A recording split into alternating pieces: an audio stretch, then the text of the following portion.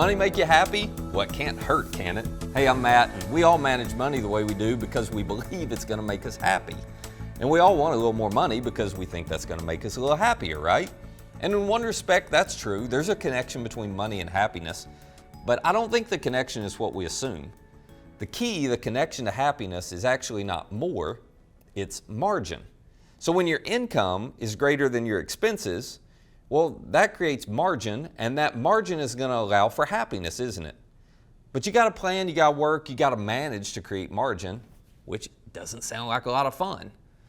But here's what we all know. Mismanaging your money will undermine your happiness because it will introduce added stress into your life. And we all know this, but we still mismanage sometimes, don't we?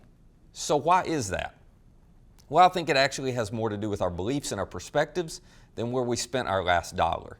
So during this series, I want to share with you some what I would call better beliefs and better perspectives for you to consider. Now, why do I think they're better? Only because Jesus introduced them to us.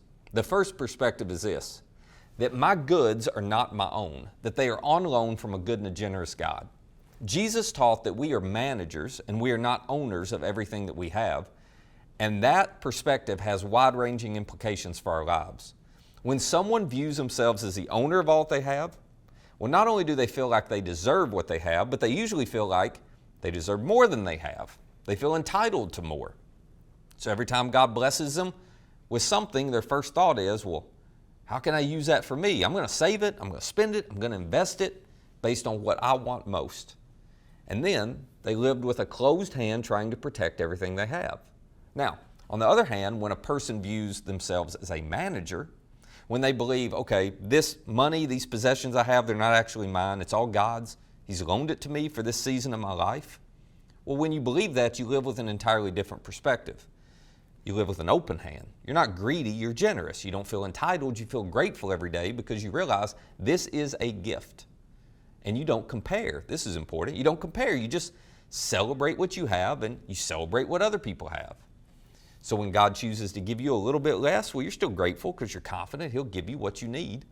And then when He gives you a little bit more, well, your first thought isn't, oh, how do I get to spend this on me? No, it's, all right, how does God want me to use what He's given me? So you treat everything you have differently. Now, whether you recognize it or not, you really are not the owner of anything you have. You are just the manager. You're going to have your money, you're going to have your possessions for a season, but eventually they're going to go somewhere else or they're going to go to someone else. So your goods aren't actually your goods. Your goods are on loan from a good and a generous God. And if you'll begin to view them that way, it will change the decisions you make and the direction you take with all you have. You see, this is the only perspective that's going to allow you to experience lasting peace and contentment with yourself, with your stuff, and with God.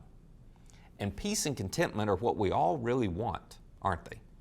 But most of us think, well, I'm going to get that peace, I'm going to get that contentment by getting more. But you know this, the amount of goods you have will never deliver peace or contentment. There actually is no direct correlation between the size of your pile of goods and the peace and the contentment that you experience in life. But there is a direct correlation between whether you think of yourself as a manager or an owner and the peace you have in life.